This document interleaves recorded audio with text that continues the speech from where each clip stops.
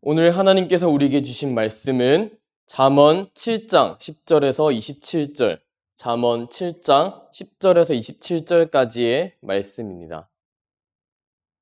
잠언 7장 10절에서 27절까지의 말씀을 제가 받들어 읽도록 하겠습니다. 하나님의 말씀을 경청하십시오. 그때 기생의 옷을 입은 간교한 여인이 그를 맞으니 이 여인은 떠들며 완악하며 그의 발이 집에 머물지 아니하여 어떤 때에는 거리, 어떤 때에는 광장, 또 모퉁이마다 서서 사람을 기다리는 자라. 그 여인이 그를 붙잡고 그에게 입맞추며 부끄러움을 모르는 얼굴로 그에게 말하되 내가 화목제를 드려 서원한 것을 오늘 갚았노라. 이러므로 내가 너를 맞으려고 나와 내 얼굴을 찾다가 너를 만났도다. 내 침상에는 묘와 애굽의 문이 있는 이불을 폈고 몰약과 침향과 계피를 뿌렸노라. 오라 우리가 아침까지 흡족하게 서로 사랑하며 사랑함으로 희락하자. 남편은 집을 떠나 먼 길을 갔는데 은 주머니를 가졌은즉 보름날에나 집에 돌아오리라 하여 여러 가지 고운 말로 유혹하며 입술에 호리는 말로 꿰므로 젊은이가 곧 그를 따랐으니 소가 도수장으로 가는 것 같고 미련한 자가 벌을 받으려고 쇠사슬에 매이러 가는 것과 같도다. 필경은 화살이 그 간을 뚫게 되리라. 새가 빨리 그물로 들어가되 그의 생명을 잃어버릴 줄을 알지 못한가 같으니라. 이제 아들들아 내 말을 듣고 내 입의 말에 주의하라. 내 마음이 음녀의 길로 치우치지 말며 그 길에 미혹되지 말지어다. 대저 그가 많은 사람을 상하여 엎드러지게 하였나니 그에게 죽은 자가 허다하니라. 그의 집은 수월의 길이라 사망의 방으로 내려가느니라. 아멘. 성경을 읽다 보면 여러 가지 시험이 등장합니다. 멀리 갈 것 없이 주기도문만 해도 시험이 등장하고요.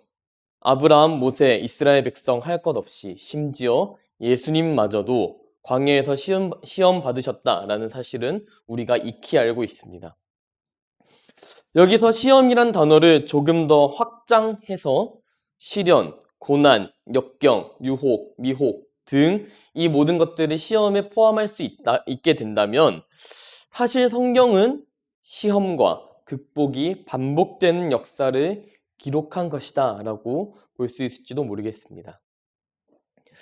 오늘 본문 말씀에는 한 청년이 시험에 어떻게 빠지게 되는지 그 과정을 상세하게 기록하고 있습니다. 간략하게 간추리면 21절이 핵심이 되겠지요. 여러 가지 고운 말로 유혹하며 입술에 호리는 말로 꿰므로, 그리고 이 고운 말과 호리는 말의 내용이 10절부터 18절까지 기록되어 있습니다. 기생의 옷을 입은 간교한 여인이 한 청년을 붙잡고 대뜸 뽀뽀부터 하고 이야기를 하고 있습니다. 내가 화목제를 드려 서원한 것을 오늘 갚았으니 찾았다 내 사랑. 그리고 당신을 위해 침상을 준비했으니 우리 서로 사랑해요. 이런 얘기들을 하고 있는 것이죠. 여기까지만 읽었을 때는 조금 적극적인 여성인가 보다 이런 생각을 가질 수 있을 텐데요. 문제는 그 다음 절에 기록되어 있습니다.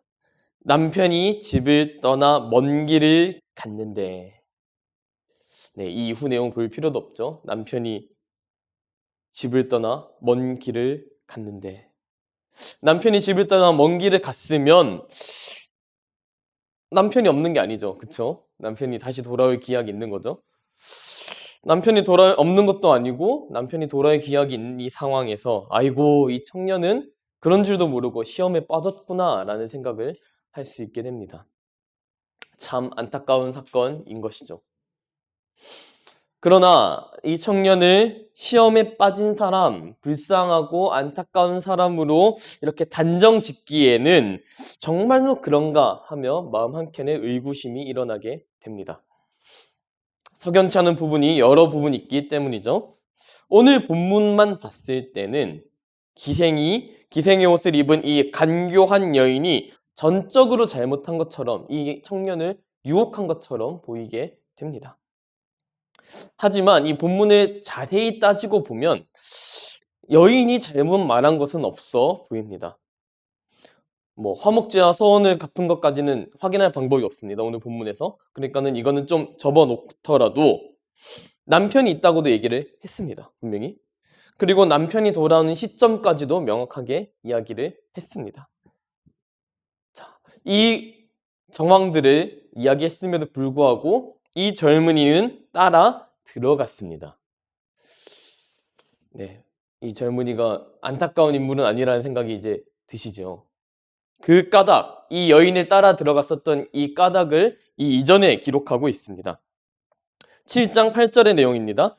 청년이 거리를 지나 음녀의 골목 무통이로 가까이 하여 그의 집 쪽으로 가는데, 세번역 성경으로 보면 이렇게 기록되어 있습니다. 훨씬 더 명확하게 기록이 되어 있습니다.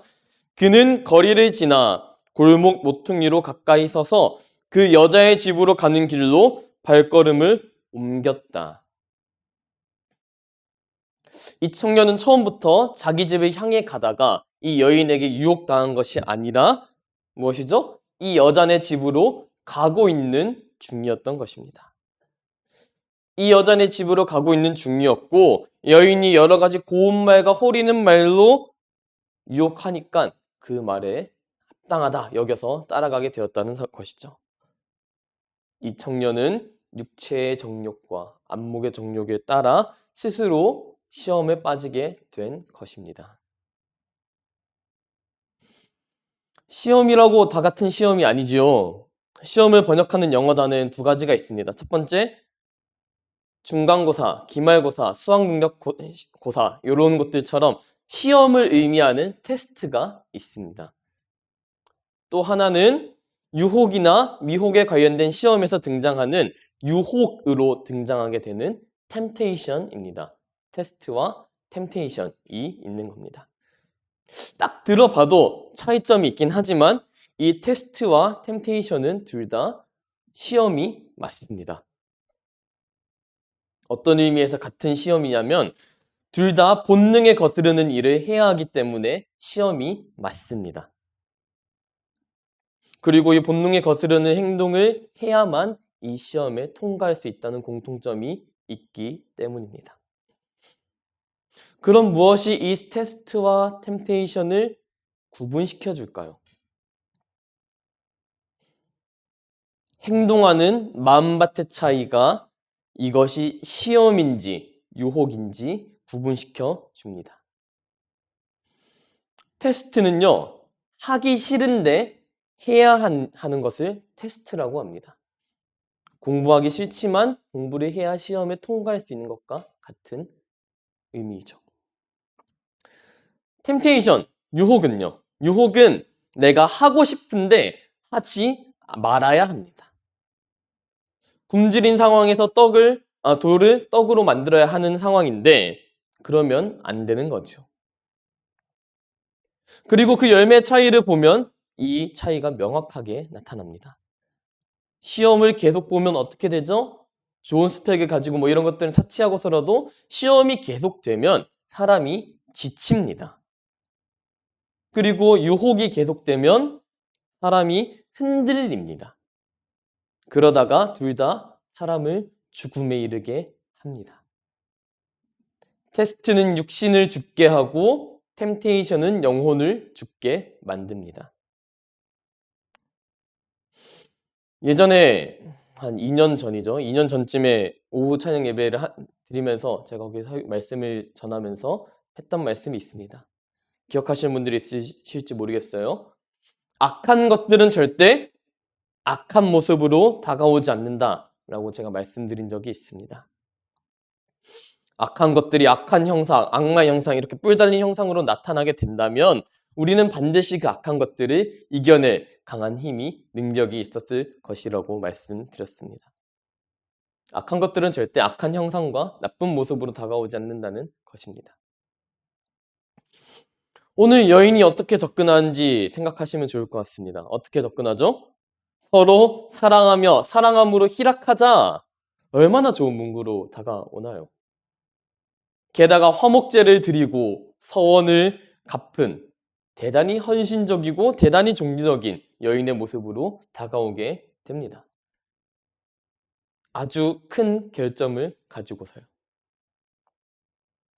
하지만 청년은 이미 악으로 그 마음이 기울어 있었기 때문에 여인의 모습, 괜찮아 보이는 외양의 모습에 홀랑 속아 넘어가게 됩니다. 그리고 악을 향해 걸어가게 됩니다.